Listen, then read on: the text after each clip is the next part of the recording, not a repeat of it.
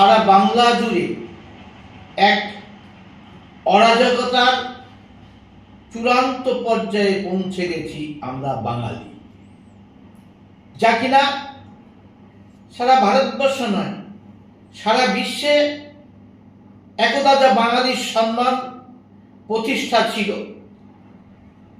দীর্ঘ বাম জামানা এবং একই পথে তৃণমূল কংগ্রেসের যে প্রশাসন মমতা ব্যানার্জি নেতৃত্বে অধুনা অভিষেক ব্যানার্জির পরামর্শে যেভাবে আমরা অবনতির দিকে দ্রুত এগিয়ে যাচ্ছি, সেই বিষয়ে দু একটি ঘটনা আমাদের সামনে আমাদেরকে হৃদয়কে ব্যথিত করছে। এটা কোনো বিচ্ছিন্ন ঘটনা নয়। আমরা যখনই দেখি কোনো প্রশাসন দুর্নীতিকে আশ্রয় করে, কি পুলিশ কি সিভিল প্রশাসনকে কবজা করে রাজনৈতিকরণ করা হয়, নিজের স্বার্থে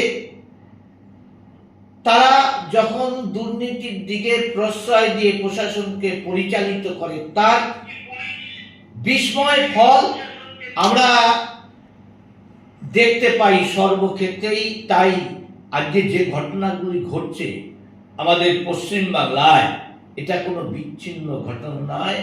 মমতা ব্যানার্জির ভুল সিদ্ধান্তের জন্যই আজকে বাঙালি সমাজ, বাংলা পিছিয়ে পড়ছি।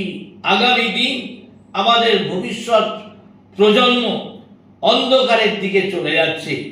তাদেরকে বিভিন্নভাবে অপসংস্কৃতি, দুর্নীতি রন্ধে রন্ধে গ্রাস করছে, প্রতিবাদের ভাষা পর্যন্ত তারা হারিয়ে ফেলছে।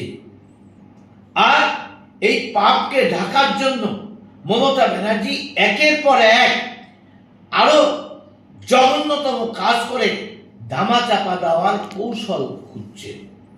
আমরা অতীতে শুনেছিলাম যে বা দেখেছি যে শিক্ষা জাতির মেরুদণ্ড, তাতে যে কি দুর্নীতি হয়েছে।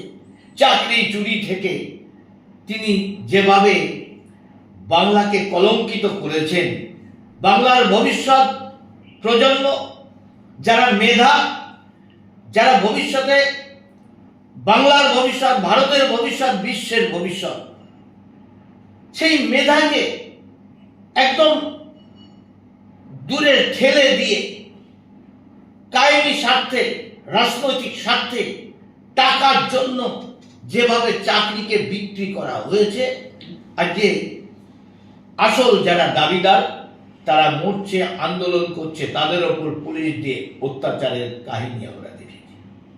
তার ফল বিচার ব্যবস্থাকে পর্যন্ত কলুষিত করেছে।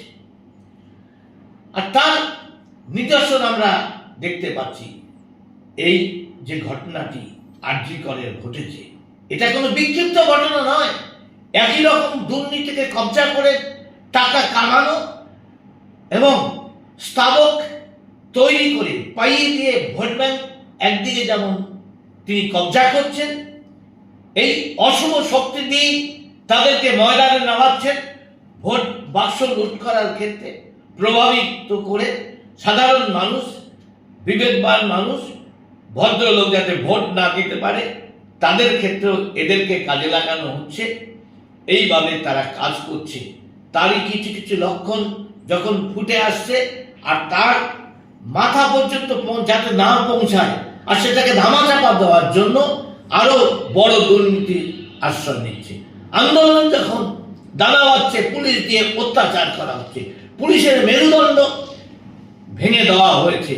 আজকে আমরা দেখেছি সারদা কেলেঙ্কারি ধামাচাপার জন্য যা হয়েছে, ঠিক তেমনি বিনীত গোয়েলকে কাজে লাগিয়ে তিনি যেভাবে একটা মেয়েকে অত্যাচার করে খুবলে খেয়ে তাকে নৃশংসভাবে খুন করা হয়েছে, পরিকল্পনা মাফিক। এটা কোনো হঠাৎ ঘটনা নয়, এটা ওখানে একটা ক্রাইম ড্রাগ চক্র গড়ে উঠেছে। তাই এবং মেধাকে অবহেলা করে ডাক্তারদেরও টাকার বিনিময়ে পাশ করিয়ে দেওয়ার ব্যবস্থা হচ্ছে, তাদের নিজেদের মধ্যে থেকেই তা প্রকাশিত হচ্ছে।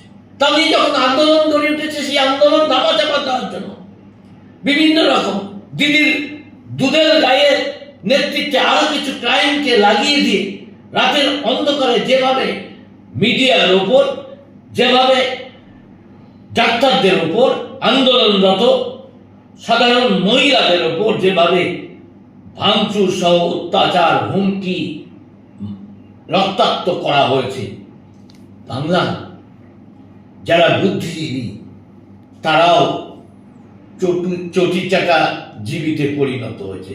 তবু কেউ কেউ আর বোধহয় ঘরে থাকতে পারছে না, বেরোনোর চেষ্টা করছে।